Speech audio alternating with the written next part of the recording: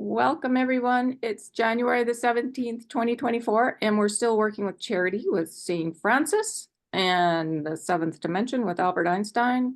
We haven't even made it to the universal law of unification, unity, and I think we've got a little bit more to go with charity. So let's just go right in and just have a look and see where we are.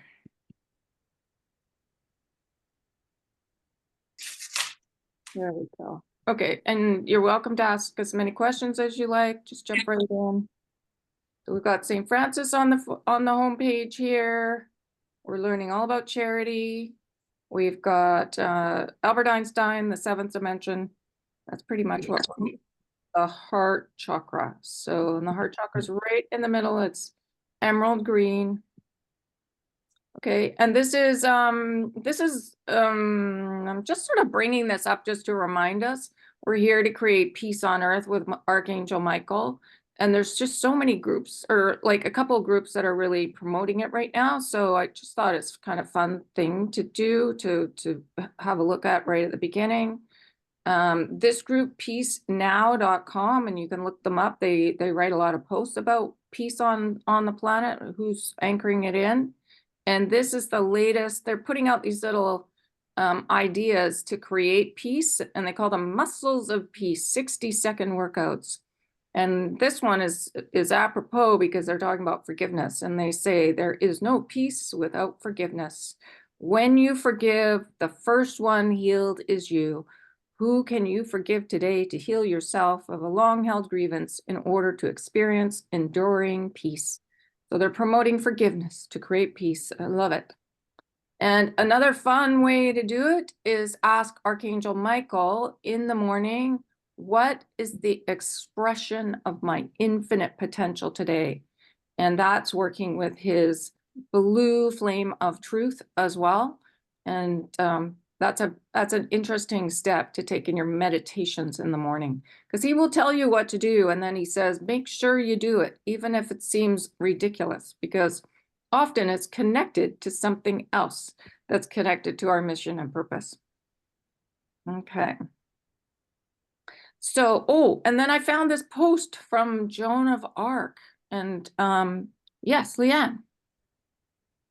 Sorry to interrupt, but I just want to mention to Pam Gregory. She's a astrologer, spiritual astrologer, and she is doing at 2 p.m. Eastern every Sunday, 15 minutes meditation for peace. Now, you don't go on any Zoom call or anything. You just do it in your own home, and there's thousands of people, I think, doing it at the same time. So 2 p.m. Eastern on a Sunday. So just wanted to mention that for 15 minutes. Fantastic. Okay, I'm going to put that into this slide so that we remind ourselves. Okay. Great. I love that. So many people meditating for peace. Yeah. Okay. And maybe we should put a post up on Golden Age of Gaia, Steve. Sure. Okay. Okay.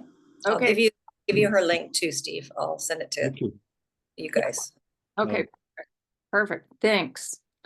Okay, so now this was a super interesting channeling from Joan of Arc on Palestine and Israel. It was a couple of days ago on the Golden Age of Gaia. And one of the first things she said was, you must declare that every child's life is as precious and invaluable as every other child's life. And to me, well, it's therapy work that I'm doing right now, trauma therapy, but it's embracing the inner child. So just remembering to acknowledge the inner child for the creation of deeper peace inside of ourselves it's a great practice. And she says, you must decide to move above what has been called politics and the machinations of perpetual war.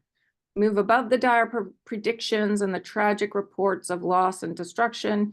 It is time to end all judgments, all separations, and to move into your heart space where you have planted a higher love, a steady and unyielding peace. That is the journey now, dear ones. You are grasping the power of love that does not judge, does not condemn, does not bend under the pressure of terrible images and reports of lives lost or in peril. You may ask those of you whose countries, and there's more than one, whose countries supply and enrich the countries attacking the unarmed. how we can bear the shame of this.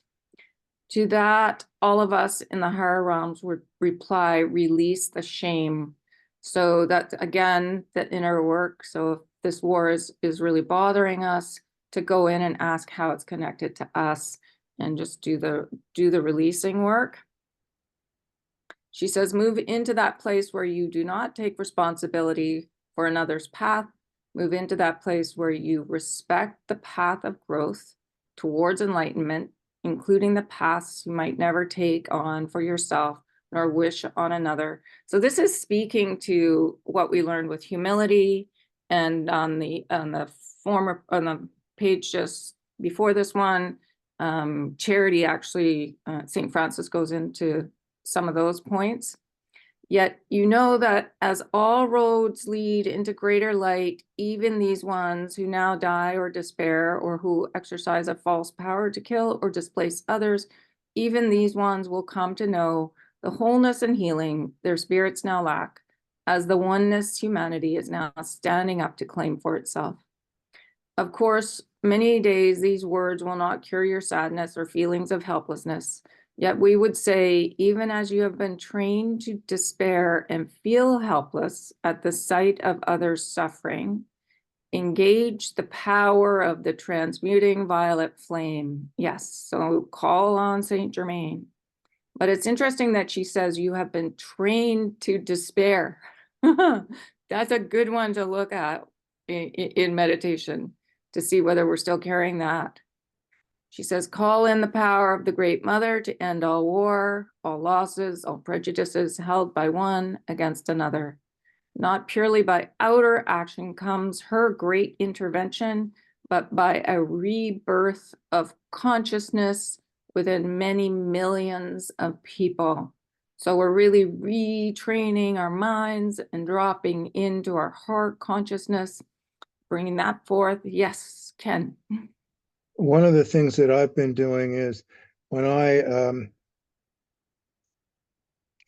forgive with the Divine Mother, I say I forgive absolutely everything, and it seems to help more.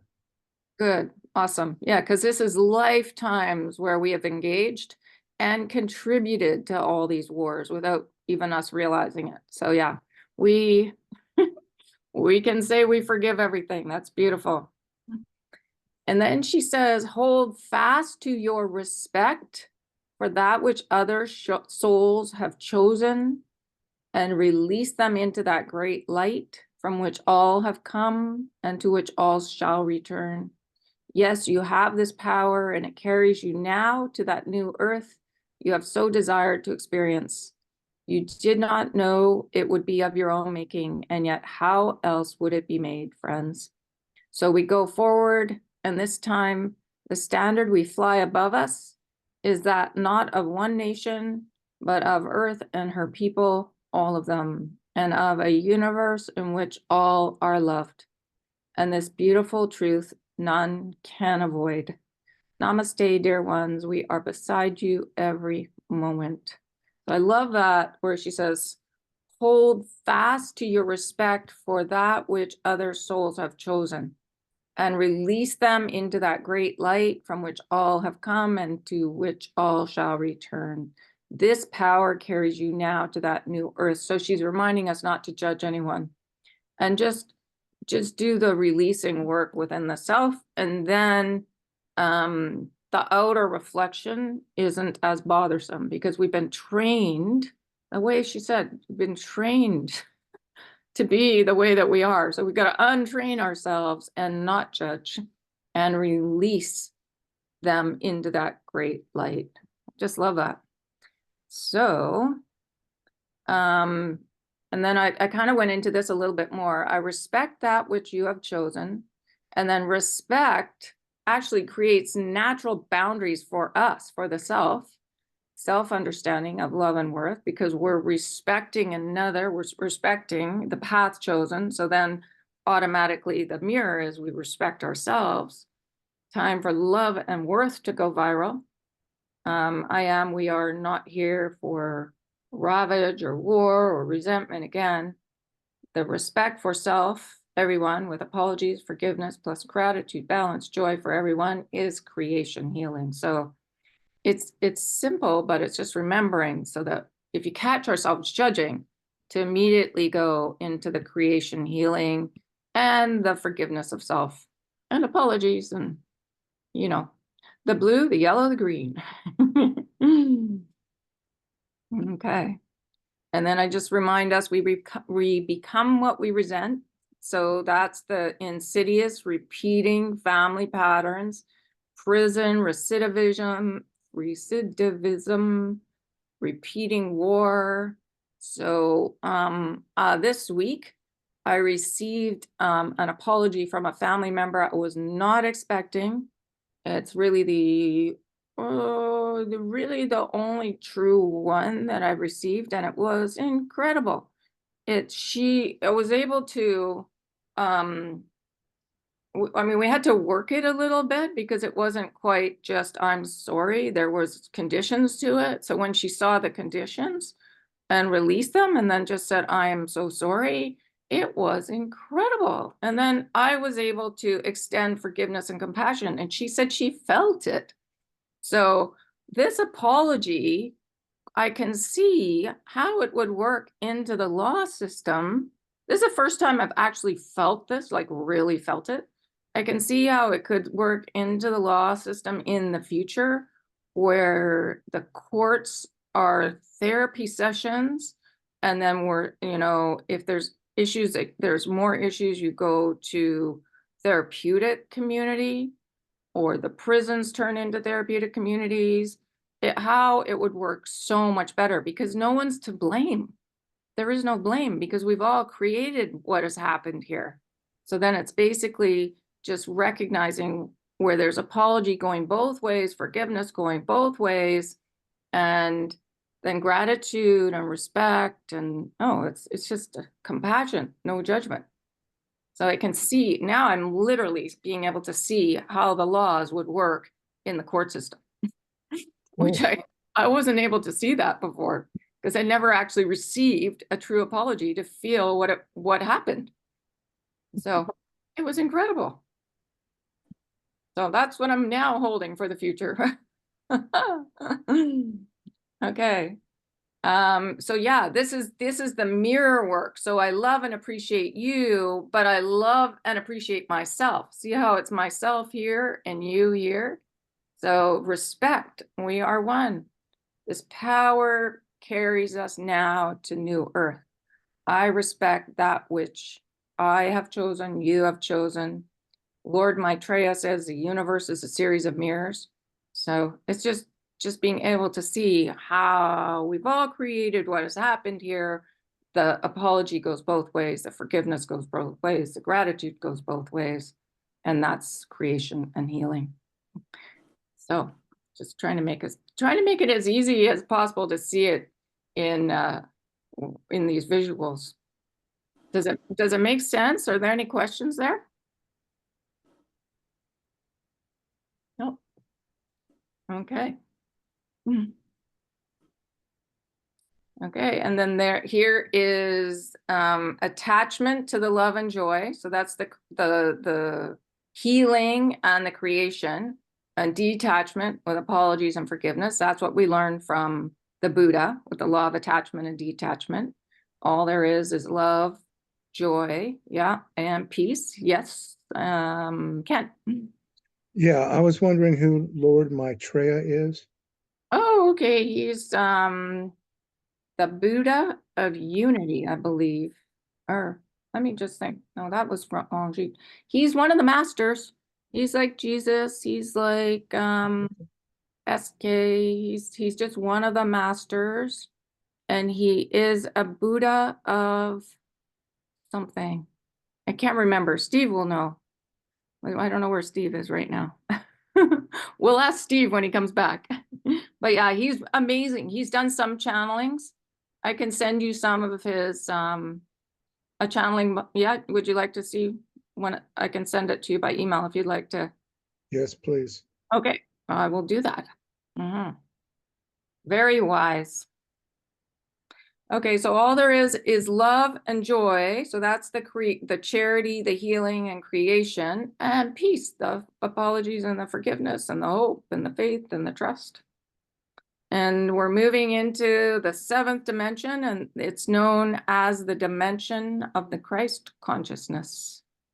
This is the state of being the heart and knowing of love. Okay, so here we are in the heart chakra.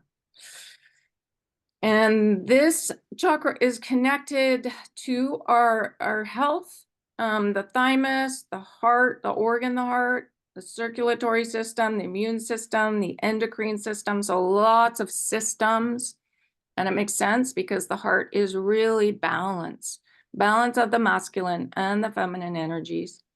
And so we're working on charity. So let's jump into the charity. Charity is the genuine ability to share all things material, spiritual, and emotional, based in the true understanding that there's always enough for all to thrive, and we are all richer in the joint expression of sharing. A heartfelt need to be generous, knowing knowledge and gifts are never intended solely for one person. The vibration is green. Okay. Oh, Steve's back. Steve, we have a question for you. Yep. I left the potatoes on the stove and they burned. Oh, I'm gonna get heck. oh dear. Oh dear. What's the question? The question is what is Lord Maitreya the Buddha of? You remember? No. Ranjit was unity, I think, but I can't remember what Lord Maitreya is, but he's a master. He's a master like the Buddha, like Jesus, like Saint Germain. And he's here to help anchor in love for the planet. Okay.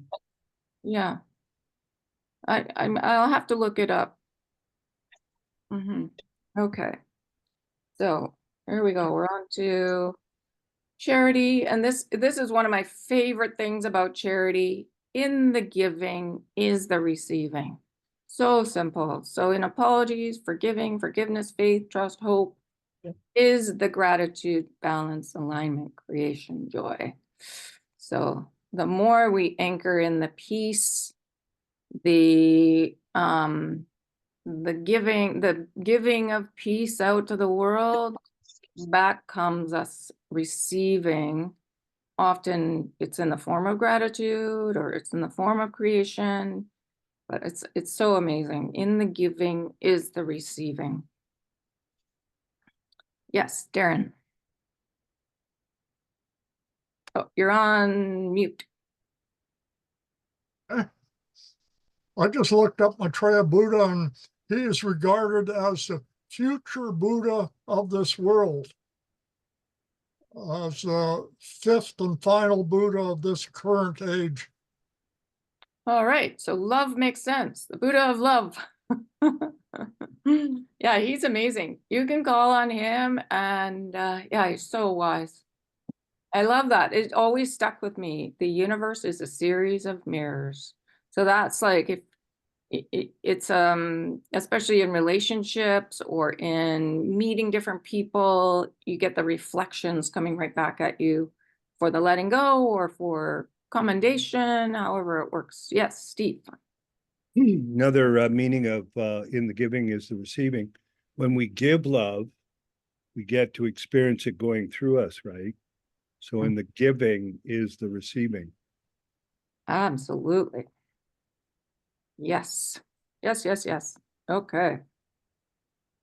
So Albert says the seventh dimension is the state of being in perfect balance, of simply being. So balance can be gratitude and joy and creation, being, anchoring in the peace and the hope and understanding forgiveness. And he says, while many dimensions entail action, this is more a state of allowing, because it is a place of intersection. It is the growth lesson of acceptance and acknowledgement of unity and connectedness of all beings, all dimensions, and all life forms. And St. Francis says, charity is the sharing of your sacred self, of who you are, and charity in its truest sense is a very courageous act because it is extending yourself and wanting to share, not to fix, not to change direction, but to simply share. So the understanding of charity as it has come to be understood as assistance is actually incorrect or incomplete. So usually in the human realm, when we say we are giving to charity, usually means money to a nonprofit or, you know, something like that. So, but St. Francis is saying it's extending ourselves, just wanting to share. So, and he says, because it is the desire to simply share, and in that it is very much the movement of charity is the movement of the infinity. So it's that sharing, that intimate sharing of yourself. And it can be connected to the apologies, forgiveness, and I'm so sorry, because it takes a lot of courage to apologize. It flows out to the person and back to you, out and back, and you're meeting in the middle of that figure 8. So it matters not whether you're giving to the entire planet or to your dearest friend, it is that endless flow of love. And Francis says, that is what we practiced and lived. Practice seems like an artificial word. It was how we lived in community. And it is how you live and are coming to live, and how I will live with you again in community. So he says he's coming back. Charity is never an effort. It is never a burden. It is quintessential joy. And I looked up quintessential, and the best description I could come to was ultimate. It is ultimate joy. So, and I've noticed that when I'm, I don't know, volunteering, it's never a burden. I don't know. It just never feels like a burden. It's just always, it's so joyful. So I don't know if anyone else has felt that, but yes, it is. It does definitely feel like that. Mm-hmm. Have you felt that, Leanne? Yes, I think the best term I heard was soul when you're volunteering. You know, it's feeding your soul. Mm-hmm. Yeah. Can you hear me? Did Yeah, I lose you? a little bit. Oh, you froze for a minute. I froze. Okay. Yeah. You said feeding the soul. Feeding your soul is what, yeah, someone described it as. And it's just, yeah, nourishment for your soul, because it's that ultimate joy of just giving, you know? Yeah. Yes, Yeah. it is.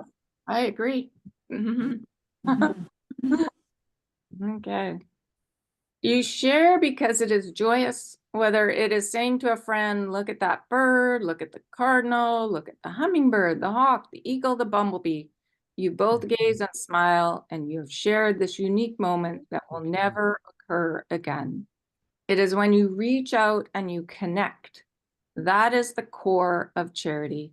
It is not impersonal. It is very personal. It does not matter whether you're giving $1 billion to an organization. It is personal. It is not about caring. It is about caring passionately. So I love how he says it can be just in the moment with a friend too. Like, it doesn't have to be volunteer work. It can be in the moment with a friend. So beautiful. And connecting to nature. Connecting to nature. Yes, Darren. I like what he says, you know, caring passionately. I think that's so important because that puts the energy behind that caring or that action. Yes, I agree. Beautiful. Okay. Now we're on to the questions. And Susie says, would you say that it's most helpful for people to focus on unity and brotherhood rather than the social illness at the root of such things? And Frank, St. Francis, Frank says, yes, I would. And let me tell you why. It is part of what you are creating, and it is part of also why I walked away from what I called my life. Now, I knew that in that society, of which I was a very popular part, so it is not that I am not familiar with the paradigm of social illness, shall we say.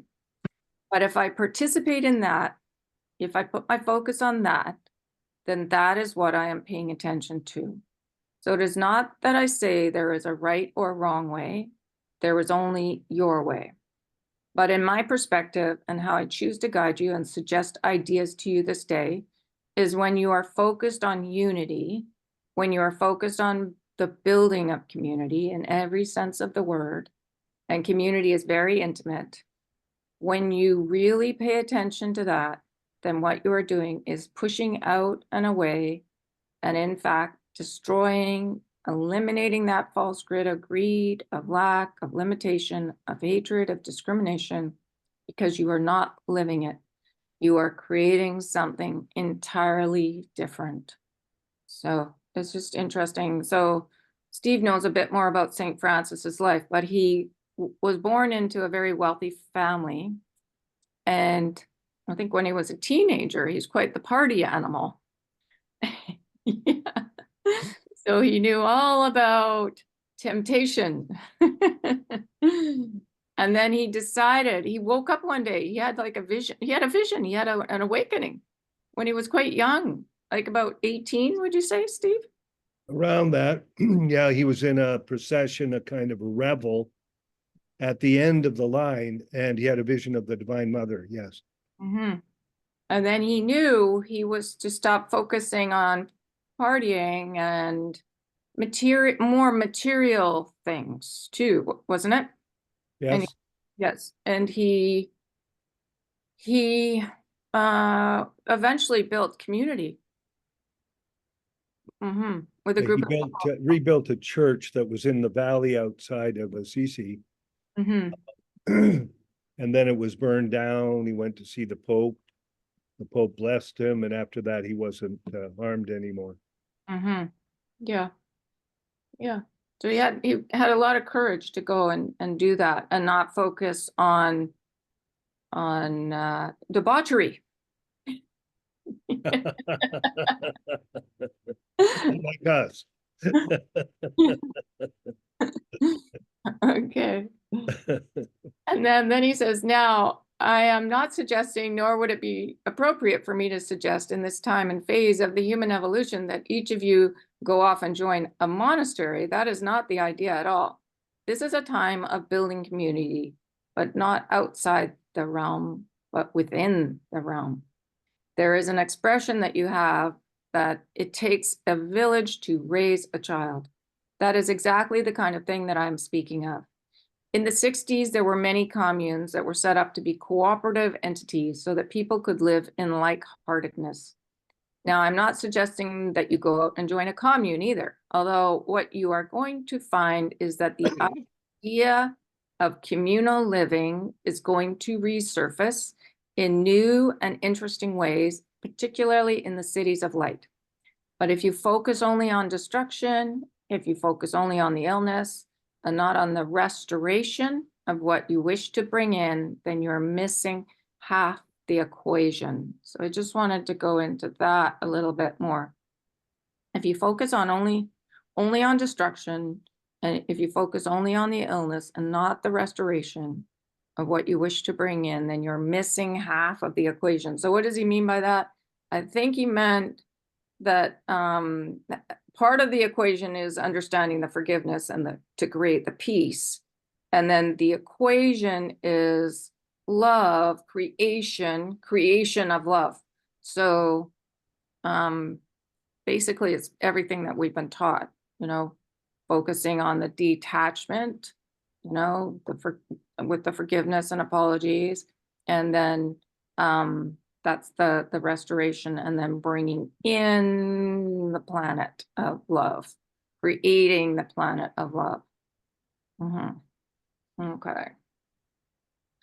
And it goes back to this too. Hold fast to your respect for that which other souls have chosen, and release them into the great light from which all have come and to which all shall return. So it's just it's not focusing on what's not working, focusing on what is and bringing in and creating what is working. And the peace meditations is a great one. Just aligning your self within with understanding how things work inner to create the outer. Like there's so many ways to bring in this power, this love power, and that carries us into the new earth. And this was a really interesting, because this is sort of what's happened, I feel has happened. So I follow this fellow in India, and he sent this out on Monday, and I was like, oh, this is how it feels like for me. So he says, many people think a spiritual life means that one retreats to the mountains, performs meditation, and then lives peacefully forever in one's own enlightened cocoon. However, that is not true deep spirituality. That is not the essence of enlightenment. Yes, solitude, silence, and intense sadhana, so I looked that up, and that means methodical discipline, are crucial in order to establish the connection with God, in order to make the leap from a material life to a spiritual life. It is difficult initially to connect deeply with God while one stands in line at the supermarket or while one is stuck in traffic on the road home from work. Yes, Ken. Well, one of the things that I'm noticing about me while you were reading this is that I find, how do I want to say this? I know this isn't meant to be the way it is, but it's almost comes off as being rigid and intense rather than spiritual and loving.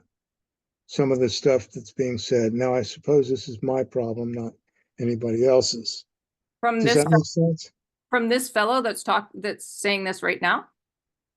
Well, yeah, that and pretty much the whole thing. It just seems to me like there's a burden that's being placed on me to do certain things, and I certainly don't want it to be a burden. Does that make sense? This whole slideshow? Yeah, Oh, okay. Interesting. I'm just, well, I mean, I don't, it's hard for me to expect myself to follow all of this stuff. It just seems like it's overwhelming. Does that make sense? Yeah. Right. Okay. It's not meant to be a burden. It's meant to flow. We're meant to flow and just be in the love of the mother and the father, basically, and just open to their energy. That's what all this information is about. But you're feeling like it's A something, burden. a burden. Okay, well, maybe this will help, because what this guy says is quite interesting. He says in the beginning that we must retreat temporarily, so do the meditation work to lay the groundwork. It's like wiring a house for electricity. In the beginning, when the house is being built, one must carefully lay all of the wires. So we're learning all about how to lay the wires within the self to connect. Like all this information is about that. And he says much time is spent on this initial electrical wiring of a house. So would you agree that it takes a while to wire up a house, like when you're building it? Sure. Okay, so that's what we're doing with all this information. And then he says, however, once the lines have been laid, once the electrification work is complete, then one simply has to plug the cord into the socket and the lamp immediately illuminates. So it can be really simple. We're just laying the groundwork of how to make it simple, basically. And Okay. He says the same, one does not have to rewire the house each time. The same is true on a spiritual path. Solitude, silence. He says methodical discipline is required as a parallel to laying the electrical wires. But once the deep connection with the divine powerhouse is established, one simply has to close one's eyes and one connects with God. And that's what I found has happened. Like you can just sort of surrender in to the connection. And that's why I keep putting up this, our connection to Gaia, knowing that you're connected through your root cord, and we're connected to source through the crown chakra. And we're just lighting up the chakras. We're understanding that they're like a rainbow within, full of light. Well, maybe I'm misinterpreting what all this is about then, because if I'm seeing it as a burden, Mm-hmm. that doesn't sound to me like I'm seeing it correctly. Well, you can ask yourself why it feels like that. And it might go back to childhood, it might go back to school. Oh, I see what you're saying. Yeah. Was school difficult?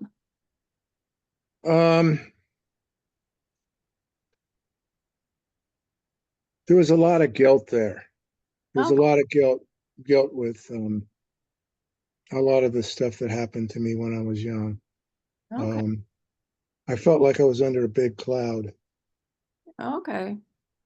Well, So, this is a bit like being in school. We're learning so much. Like, or it might feel a bit, you know what I mean? well, yeah, but I Mhm. don't want to be burdened by it. I don't want to be freed by it. Exactly. Exactly. So we're all we're doing is working on lighting up our inner energy so that we're really connected. We feel really connected to source, where you're from, and to Gaia. We're learning to connect. All this information is helping us connect, so we're at peace inside. Okay. Sort of like a brick building where we're building the individual bricks and stuff like that, something like that. A little bit, but not, it's not even, yes, yeah, we're just, yeah, we're building. We're building the information within the self to help us connect. Okay, so the goal is connection. The goal is not to mess with the infrastructure and know every little detail of it. Surrender. Surrender into it. And if Oh, it okay. if it Duh. yeah, if it yeah, that's right. Breathe out. Yeah. Surrender into how loved you are within. And basically that's it. It's not meant to be difficult. Okay. It's really a surrender and just letting go of anything that feels like a burden. It's actually good that it drove up feeling like a burden so you could let it go. That's usually what, if you're feeling an old energy, it's a gift. It's a gift because you're ready to let go another layer so you can really feel that love Okay. and I peace. am. Yeah. I'm beginning to feel it. Oh, good. Awesome. Breathe it out. Let it go. Bless you. Yes, Darren. Yeah, I think that's right on, to relax and just breathe it out. But I think, an important part of this method or training is to train the mind. I think we need to train the mind so you can get into that deep silence and deep solitude, and also discipline the mind so that you can go there whenever you want. If it's not disciplined, you're not going to be able to do that. So I think it is important to do that work so you can discipline the mind, get into the solitude and silence, and that way you can make the connection. And there's a simpler way. There's a simpler way because you can just drop into the heart and then the mind will align. Yes, Ken. No, I was just going to say amen, brother. But it's also going to take discipline to drop into the heart as well. So it still takes that, that effort, that discipline, that work, training to drop into the heart. Yeah, but I found it's much easier to just go immediately to the heart and then let the mind align. Like that was the way Archangel Michael kept talking to us, to drop into the heart, and all the meditations for the laws always in the heart, and the blessings and virtues. Like they're not working with the mind very much, really. Yeah, I agree completely. But I think you had to train for quite a few years to get to that point where you could drop into the heart like that. Mm, I don't know. I don't know. We went right off the bat into the heart, like when I started. I didn't know Yeah. anything about meditation. Okay. Yeah. I've never been trained to meditate in the mind. And that's since 2011. It's always been heart, heart, heart, heart, heart. Yes, Steve. Another reason for uh, celebrating, shall we say, if some upset comes up to the surface, of one you've said you can let it go, can only let it go if it's up to the surface, but also if it's a Vasana, if it's something that happened when you're 7 years old or something like that, you can only process it as a Vasana when you're going like this, and that's the time that you can actually process it. It's right there, right, at this moment. So there's benefit to all this upsetness coming up. Yeah, it's a gift. It's Yep. it's good that you mentioned it, Ken. Well, good, thank you. I appreciate all your help, all you guys. Yeah, Uh, good. Okay, and it's a journey. It's like there's layers to this stuff. There's layers to it. Okay, so yeah, I love this guy's description of it being like wiring for a house, and just being able to plug it in and be connected. So I've been practicing this. I have these long drives where I'm very much at peace now on these long drives. So it's an interesting that he mentioned when stuck in traffic. And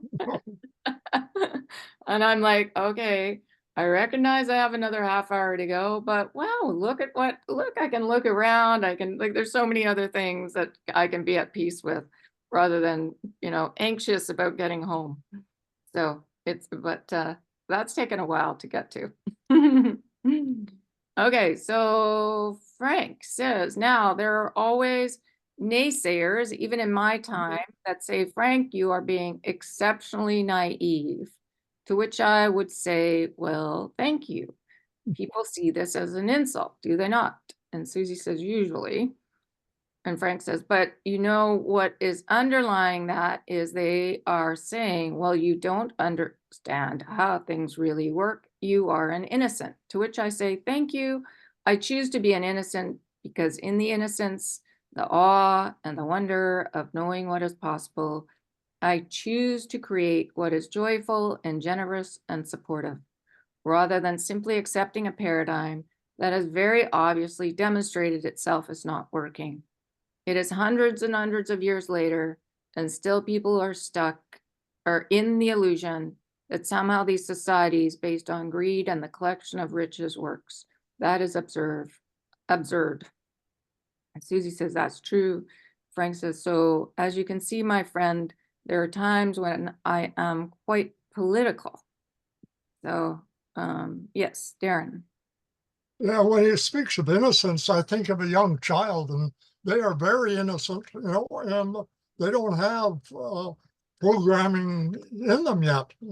They're free of all that. So that's where we're moving into, out of the mind into the heart, because the kids are always in their heart, like just ready for the now, basically in the now. And yeah, being in that place it's amazing, because then there's no worry, there's no burden, there's no nothing. We're recognizing the heart consciousness, which is the seventh dimension. So that's the state of allowing that Albert Einstein was talking about. Yeah, in that purity and that innocence. And purity is all about action, for the divine plan, but also loving everyone, loving who we perceive as our opponents. So again, that the divine qualities and the laws and the chakras and the dimensions, they all interact with each other. Oh yes, there we go. The seventh dimension is the state of being in perfect balance of simply being. It is a state of allowing because it's a place of intersection, acceptance, acknowledgement of unity and connectedness of all beings, all dimensions and all life forms. So it's just having that respect for another's path that maybe we don't agree with, but just respecting there's millions and millions of ways to the light. And sometimes the ones on the most difficult paths wake up the fastest. When you look at the rehabilitation centers, the recovery centers, those beings have been on journeys that are extreme addiction. And now they're the ones that are doing the work of looking at the self. So, and deep work and forgiveness, huge journeys into forgiveness and apologies and writing letters and that, like the centers that I go to, often the ones in recovery are writing forgiveness letters, which sometimes the general population doesn't work on. Like my family is a good example. There was no apology, and it's just been in the last little bit that that's happened. So it's interesting. Okay. So Susie goes on, she says, before these times, we would have disparagement or ridicule for someone who chose to ignore something, hoping that it would go away. And that's certainly true in terms of personal work. Really can't ignore your personal work and have it go away. At the same time, if we could find a balance between that actually being true, because what we pay attention to grows, as you pointed out. So if we choose to put our attention on love and charity and all the virtues and being good, true, beautiful, divine selves, and know what's going on and have compassion for the people that are doing harmful things, and then forget about it, because it just feels like at this point, the more attention we pay to it, the bigger that gets. So correspondingly, the less attention we pay, we understand what's going on, but we pay it no more attention. And we certainly don't give it any more power. Could you speak to that? And Frank says, yes. And there's a fine line. And in my day, so often they called that what you needed to ignore was temptation. Is that not a funny word? But let us talk about this ability to ignore. And it is a quality, and again, an issue of balance and philosophy. Now, there are those of you who have chosen in this journey to go to the places of what Archangel Michael has renamed intensity, and that we used to call chaos and mayhem. It is the places of great busyness and the places of incredible transformation potential. But within those creative centers, there are many temptations, old grids, old beliefs that have need to be eliminated, destroyed, simply fade away. Now, let me give you a very practical example. If your child, you have the terrible twos, and is that not awful to say that, but you will understand what I'm talking about. And the child is throwing a tantrum, kicking and screaming and simply acting out.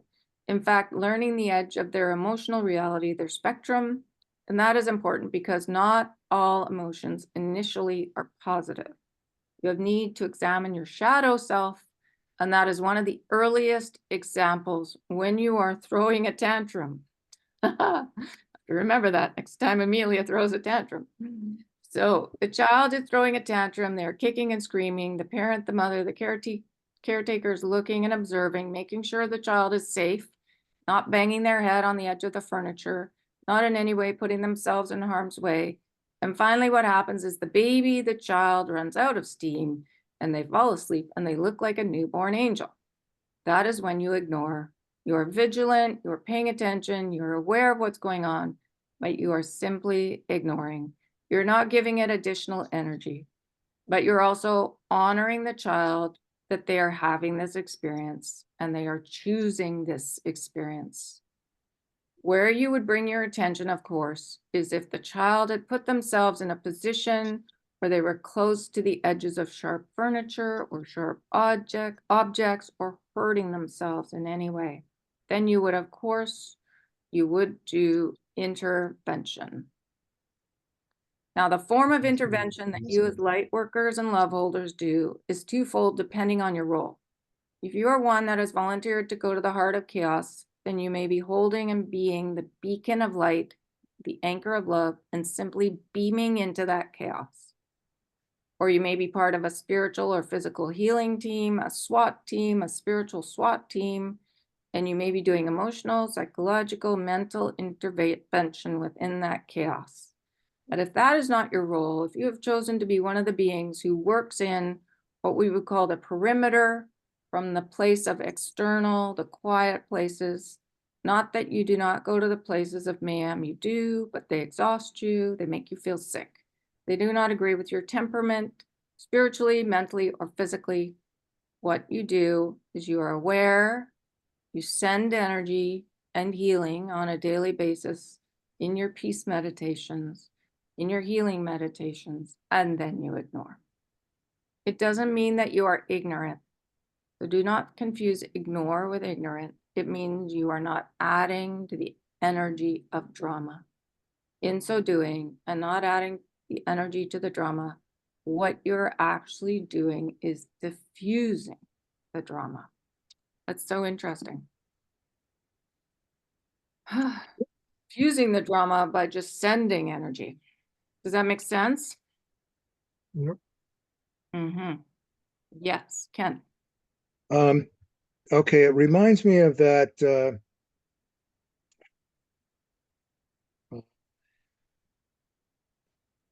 thing that we were doing when it wasn't diffuse, it's where we put a space in between what is happening so that we don't get caught up in the chaos. I forget what we were talking about. It begins with a D. You put a space in. I don't remember. Well, not necessarily a space, but diffusion or something along those lines that meant that it kind of meant that we were not engaged in what was. Yeah, what's that? detachment. Yeah, Detachment. detachment. Yes. Absolutely. Yes. Detachment. Okay. Yeah. And we were the Buddha. We were sitting in the self as a Buddha under that etheric tree, under the Bodhi tree, watching everything and Yeah. blessing everything. Yeah. And not would, yes, that's like me saying, be like a tree, because a tree, it doesn't attach to drama. It just is very loving.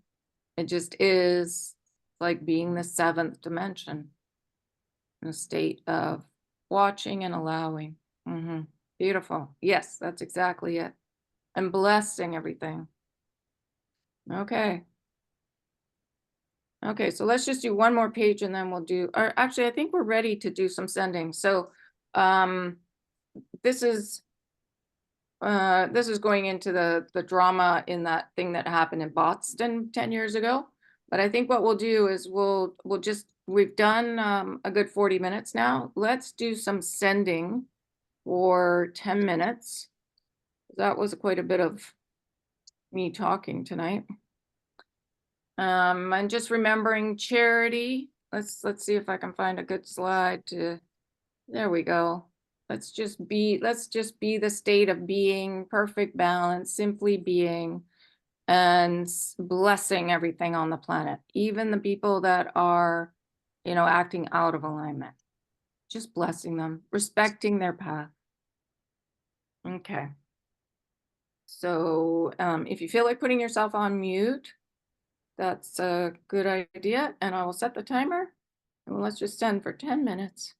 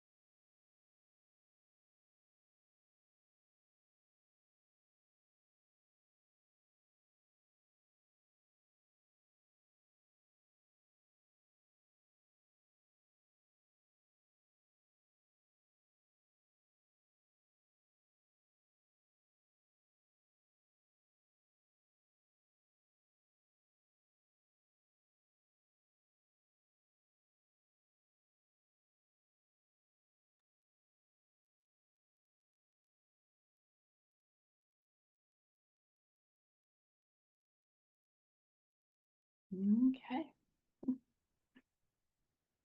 Wow, that 10 minutes went fast. Okay. Bill, it looks like we've got someone new too. Ellen, did you want to say hi? Maybe not. That's okay. All right. So on Friday, we'll just continue on. I think we've still got a little bit more of charity to do. But yeah, I like St. Francis's explanations. Yeah, beautiful. Any comments or questions or anything? I thought that last part was really thought provoking for me. That that whole last statement of, not just observing the chaos and not going into it. Yeah. Just the way that Susie asked the question, and yeah, just relating to my own personal life. Yeah, all of our lives. You're not alone. Yeah, and I find the more we do our inner work, the less we get caught in it. You just naturally are in the 7th dimension where you're watching everything and allowing people their journeys and just respecting them for whatever their journey is. Yeah. Yeah. Yeah. Yeah. I think I find the challenge is I understand all that and I try to practice that, but then it's just when your boundaries are being crossed. Abused. Yes, abused. And the attack is coming to you, and how do you just stand as a tree and not, do you know what I mean? Like, Yeah. yeah, that's the challenge I'm having with And things right now. no reaction, basically. Right. No reaction, and yet not being walked on by it, Right. So sometimes that is good mirror work to ask how that's connected to self. Where were we walked all over earlier in life? And then Right. go in and balance that out. So then check to see if we're still holding resentment. If we're still holding resentment, then we will attract that kind of energy, our boundaries being crossed. Okay. Right. So resentment, I guess, right, for the boundaries, for that as a child or whatever, and Yes. letting go of that. Yes. Embracing your inner child and showing the inner child respect. So that's what I'm learning in the trauma therapy, that the inner child is here to be heard. Because often that inner child was totally squashed. No, completely. And Yeah. the boundaries crossed. Right. Right. Yeah. So, yeah, Steve. Yeah, and you might also want to have a look at the book called Exiting the Cycle of Conflict, Oh, okay. because we go round, the same cycle. And who's it by? Me. Oh, your book. Oh, sorry. Okay, I put my foot in my mouth there. Well, I'm glad I made you laugh, Steve. Really? Oh my gosh. Yeah, Steve, you look like a different person when you laugh. Yes, I'm sure I do. We all do. Mm. I will look at that. Thank you. Mm. Yeah. One of the things that I noticed is I was trying to I was working on peace. Mhm. And then one of the things that occurred to me while I was doing it is that peace is, I'm not sure if it's the foundation, but it's less active than something like joy or love. And so I kept drifting into these other areas that where I was starting to get anxious again. And so for me, peace may not have been a good choice to begin with, just because I need something more tangible, if that makes any sense. Mhm. Yeah, yeah, yeah, yeah. And maybe even just loving your inner child, Okay. little one, and allowing the voice of the child to be heard. Just listening. Well, that is a definite, now that you mention it, I guess that's what was happening. I just didn't realize it. Yeah. I had my second session for trauma therapy, and she took me with sound into all the trauma. Like we went through, she said she'd never met anybody that went through it all so fast. I'd done so much work. Yeah, so we went from birth, from actually coming in from the other side, to 2011, to my reading with Archangel Michael, my first one. And it's interesting how it works, because they use sound, and they just allow you to go where you're going. So yeah, I went into stuff I didn't realize. I was trying to heal myself without even realizing it. I could see it as a teenager. Yeah. Yeah, it was like it showed me things that I wasn't expecting. Beautiful things, and we went deep into to to yeah. I mean, I've had a pretty wild life, so yeah. It was good. I highly recommend this trauma therapy if anybody feels like that would help. Send us the details. Yeah, for sure. Yeah, Would love to you? hear. Yeah, in Vancouver, it's called Expressions Counseling, and there's 5 offices. There's one in Port Moody. Oh, wow. Yeah, Okay. yeah, and Counseling. I can look it's, that up. yeah. So I don't know. I think you could probably just look into it. I mean, I'm sure there's trauma therapists all over the place. It felt very galactic, Nice. but very simple. Mhm. Yeah. One of the things you can also do when you're in communication with your inner child, when you're communicating with them and you're talking with them and you're helping them, sometimes you get to the point where they're communicating with you, and sometimes they're happy and they're joyous, and you get to that point where you feel that they're happy and content. You can actually ask them if they want to grow up to the same age that you are now. And how do I put it? It's a way of helping them to feel more safe. Yeah, because then they have access to all the information that you have. Mhm. And Yeah. it allows you and your inner child to be in total communication.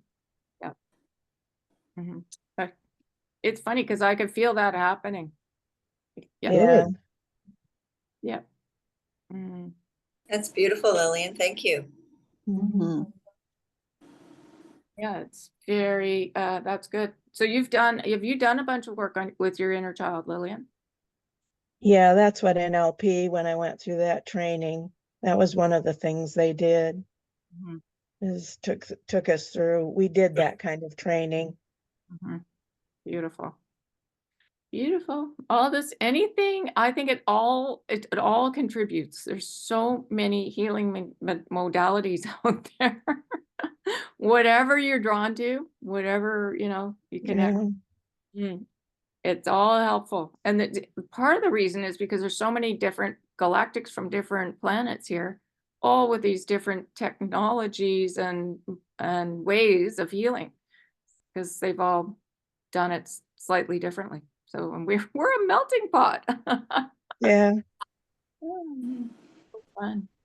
But we all have this innate ability to do these healing things. Yep. We have it. Yeah. I agree. It just takes a bit of discipline. I always say same time, same chair with a notebook if you can. Because that was the biggest thing that made the biggest difference, the consistency. And Archangel Raphael says we do struggle with consistency here. And then it's like you can just plug yourself in, like what that guy said, like close your eyes and you are connected. So it becomes very, very simple once you've laid the groundwork. Mhm. And if you want the name of some NLP books, just contact me. Because I've got probably every book in the world on my shelf. NLP book on my shelf. Wow. Okay. Can you prepare us a reading list? Oh yeah, if you want Oh, one. wonderful. A lot of these things that come up are what you would term interventions. So what you do is you learn how to, you can use them with other people and you can use them with yourself. And you kind of have to get used to the idea that sometimes you're doing it from your perspective and sometimes you're doing it from, say, the person that might be causing you some anxiety. So you kind of flip back and forth. Reminds me of the hot seat in Gestalt where you put the person that was causing you some anxiety on the hot seat and they spoke and you spoke and Right, that kind right. of. Mhm. Yeah.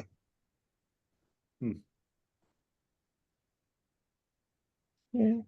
And I think there are probably things I've not gone on the YouTube, but I think there are probably things on YouTube that you could check out. I haven't personally, but I'm sure there's stuff on there. Well, if I had a year, I'd watch Gabor Mate, Gabor Mate, Oh, It's good. or Thomas Hubel. Yeah.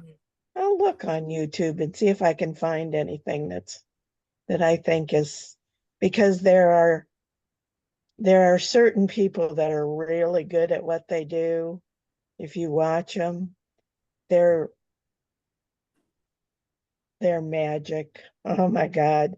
There are people that do NLP that are just, oh my God, they are so wonderful. You just can't, they're gifted.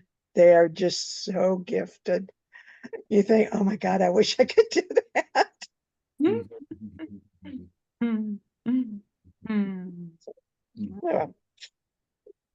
All right. Well, that's great. Okay, so Lillian, yeah, if you want to send it, I guess, Steve, you could send it to me if you want, and I can send it all out, or you have everybody's Okay. email, however you like. I'll send it to you probably. It'll take me a couple days to do it, but Okay. I'm taking Ken around. We get to go to do this, and then he's got to go get his blood work, and he's got to do this, and All right. his calendar's full of things to do. Right. Okay. Okay. But I Well, will do it. okay. Yeah. No rush. Whenever. All right. Okay. Well, any other questions or comments about the class tonight? No, we're all good. All right. So I'm just going to close this one down. I'll say thank you so much to everyone that's watching it. And we'll be back again in a couple days and we'll just continue with St. Francis and Charity. Okay. So I'm just going to close off the recording here.